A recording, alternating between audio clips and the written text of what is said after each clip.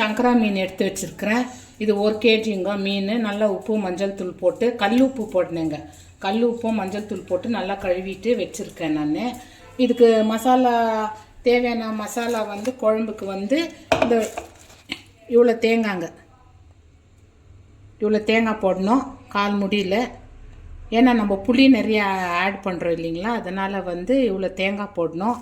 தேங்காய்க்கு வந்து 1/2 டீஸ்பூன் வந்து இது ஜீரகம், 1/4 டீஸ்பூன் மெழுகு, சோம்பு 1/4 டீஸ்பூன்னு, ஒரு சின்ன துண்டு பட்டைங்க, பட்டை இது 1/2 வெங்காயம், 1/2 வெங்காயம் போட்டு இது வந்து ஃபைனாக பேஸ்ட் மாதிரி அரைச்சிக்கணுங்க. அரைச்சிக்கின்னு அப்போ இதுக்கு 3 தக்காளி யூஸ் பண்ணிக்கணுங்க. 3 தக்காளி, ஒரு லைம் அளவுக்கு புளி ஊற வச்சு கரைச்சிக்கணுங்க. ஒரு கடாய் வச்சுக்கணுங்க. கடாய் வச்சு 2 குழி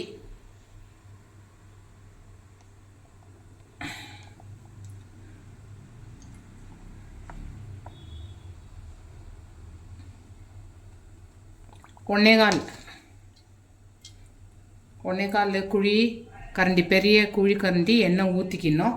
எண்ணெய் காயட்டுங்க. கடுகு போடலாம். இப்போ குழம்பு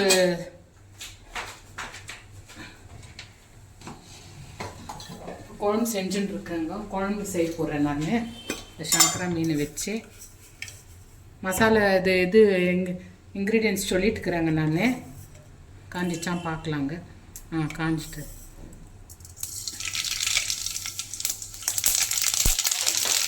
ஒரு 1/4 டீஸ்பூன் கடுகு போட்டுக்கோங்க. போட்டு வெங்காயம், 1/2 வெங்காயம் மீடியம் சைஸ் வெங்காயத்தில் 1/2 போட்டுக்கோங்க. இந்த மாதிரி நீளமாக சப்பியான கரண்டி எடுத்துக்கோங்க. ஏன்னா மீன் உடஞ்சிடும். ஈஸியாகவும் இருக்கும். இந்த மாதிரி இந்த நிறமாக ஆகட்டும்.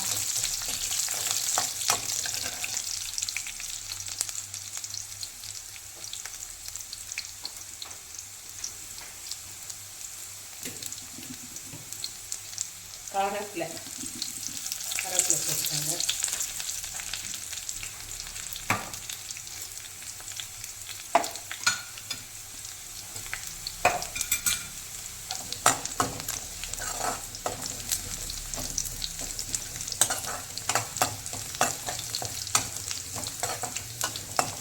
கொஞ்சம் பொன்னிறமாக வதங்கின பிறகு ஸ்லோ பண்ணிவிடுங்க. ஸ்லோ பண்ணிவிட்டு காரத்துக்கு நீங்கள் எவ்வளோ போட்டிங்கன்னா, நாங்கள் கம்மியாக தான் காரம் சாப்பிடுவோம். அதனால் காம்ப்ளன் ஸ்பூனில் வந்து நீங்கள் 1 டீஸ்பூன் மிளகாத்தூள் போட்டுக்கோங்க.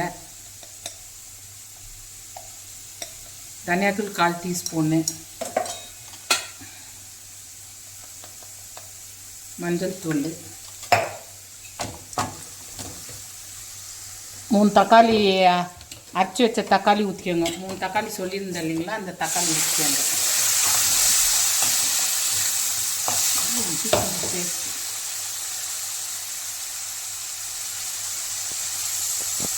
ஒரு டேபிள் ஸ்பூன் இஞ்சி பூண்டு பேஸ்ட் போட்டுக்கோங்க. நான் மறந்துட்டேன் சொல்கிறதுக்கு.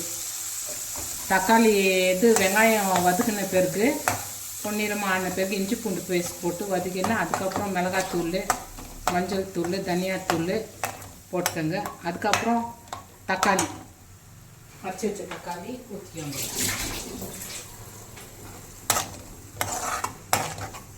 அது பச்சை வாசனை போட்டோங்க. கொஞ்சம்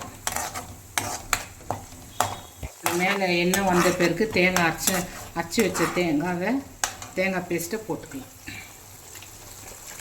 எல்லாம் கைத்தாங்க.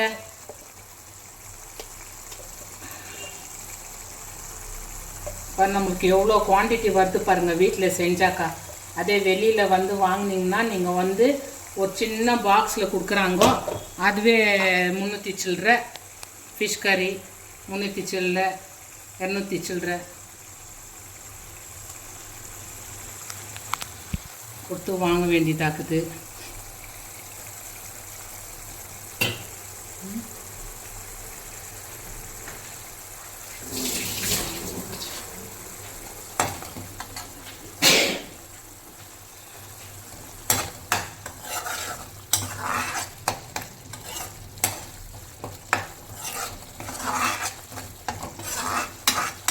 வாசனை பாருங்களேன். வெந்தயம் போட்டோன்னா தான் அந்த வாசனை தூக்குங்க.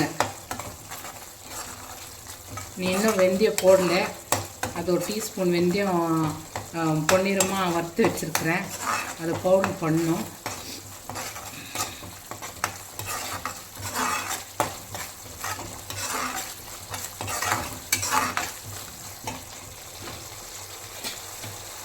இப்போ பச்சை மிளகாய் எடுத்து வச்சுக்கிறேங்க. ஒரு 7 மிளகாய் போதுங்க.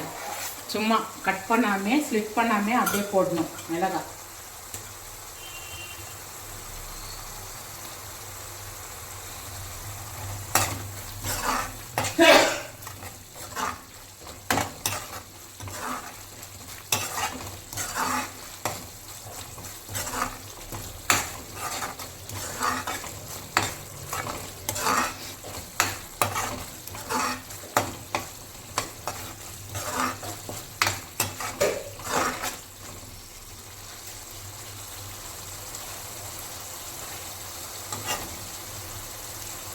நான் யூஸ் பண்ணுறது ஃபார்ச்சூன் ஆயிலுங்க. பாருங்கள் என்ன அழகாக வருது மேலே. இப்போ தக்காளி நல்லா இதாகிடுச்சுங்க. இப்போ நாங்கள் அரைச்சி வச்ச பேஸ்ட் இல்லைங்களா, தேங்காய் இதெல்லாம் பேஸ்ட் இல்லைங்களா, அது வந்து போட்டுனுங்க.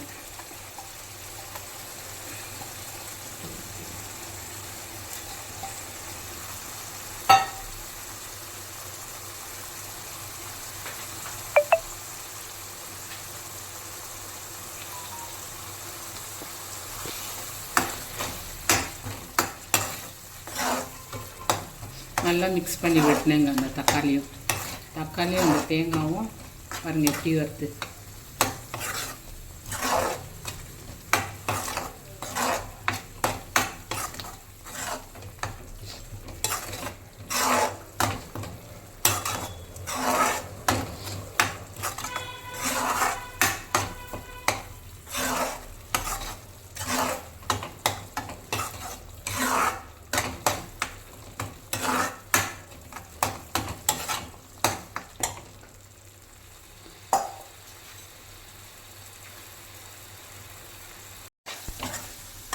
இப்போ நல்லா வதங்கின பிறகு அந்த தண்ணி இருக்குதுங்களே, இது தக்காளியெல்லாம் அரைச்சோம் இல்லைங்களா, அதை தண்ணி ஊற்றி ஊற்றினங்க.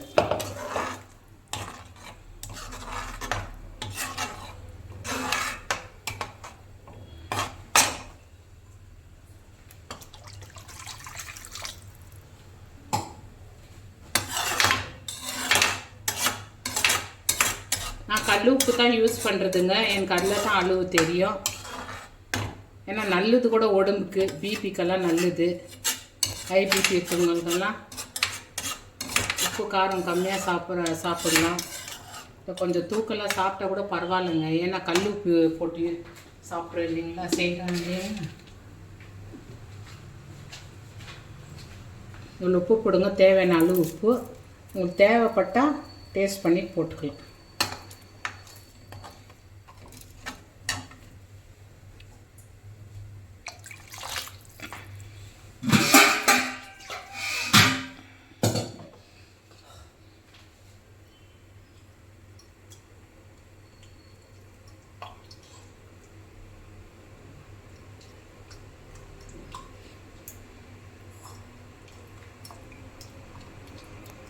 இன்னும் கொதி வரலங்க.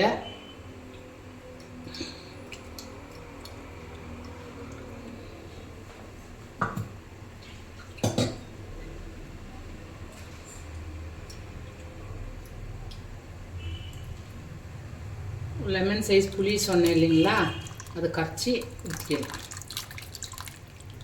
புளி சாப்பிடாதுங்க வந்து அதிகமாக புளி சாப்பிடாதீங்க வந்து நீங்கள் தக்காளி சேர்த்துக்கலாங்க. கொஞ்சம் புளி மட்டும் விட்டுக்கலாம்.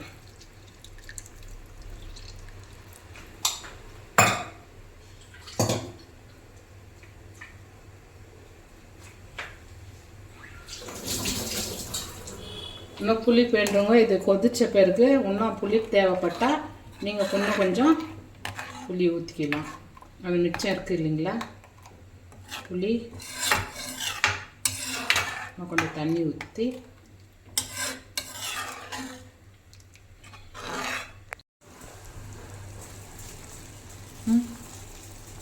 நீங்கள் முழு வெந்தயம் கூட போட்டுக்கலாங்கோ. சில பேருக்கு பல்லில் அடிப்படுது இல்லைங்களா, சில பேர் பிடிக்கிறது இல்லை, அது பவுடர் பண்ணி கூட போட்டுக்கலாம். பாருங்கள், போடும் போதே வாசனை பாருங்கள், கொதிக்கும் போதே என்ன வாசனை வருது. வேற லெவல்.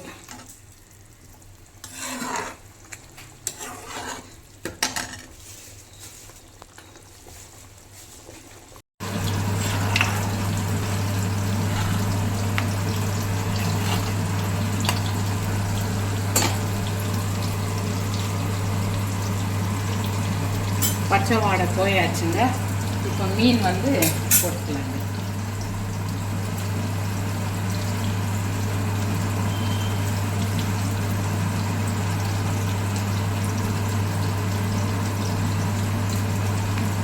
நான் 2 மணி நேரம் கழித்து சாப்பிட்ணுங்க, உன்னோட ருசியாக இருக்கும்.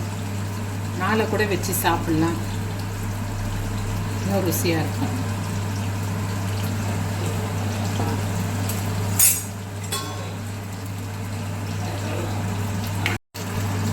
சைடில் கொஞ்சம் தொலைவு விடணுங்க, ஏன்னா ஒடி கூட மீன் ஒடிஞ்சிடும். மீன் குழம்பு மட்டும் கொஞ்சம் உஷாராக பார்த்துக்கணுங்க. இது எண்ணெய் வர வரைக்கும் கொஞ்சம் ஒரு 10 நிமிஷம் விடலாங்க.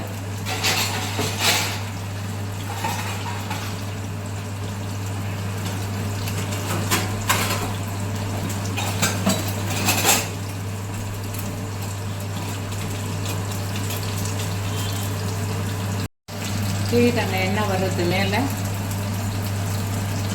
மூடி போட்டு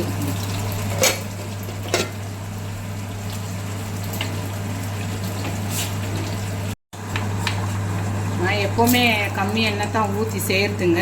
ஒரு 5 நிமிஷம் போதுங்க, ஏன்னா சங்கரா மீன் ரொம்ப சாஃப்ட் இல்லைங்களா. குடையாமல் இருக்கணும்னா கொஞ்சம் இது ஊற்றினா கூட பரவாயில்லைங்க. லைம் கொஞ்சம் ஊற்றிக்கங்க, உடையாமல் இருக்கும். ஆயிடுச்சு பார்த்தீங்கன்னா. நான் கம்மி எண்ணெய் தான் யூஸ் பண்ணுறது. இந்த ஃப்ரைக்கெல்லாம் எந்த பேக்கெட் மசாலும் நான் யூஸ் பண்ணுறது இல்லைங்க. சாச்சு. இப்போ வந்து கொஞ்சம் கஸ்தூரி மேத்தி போட்டுக்கோங்க, வாசனையாக இருக்கும். கொஞ்சம் மல்லி இலை போட்டுக்கோங்க. கொஞ்சம் மிளகாத்தூளாக விடுங்க.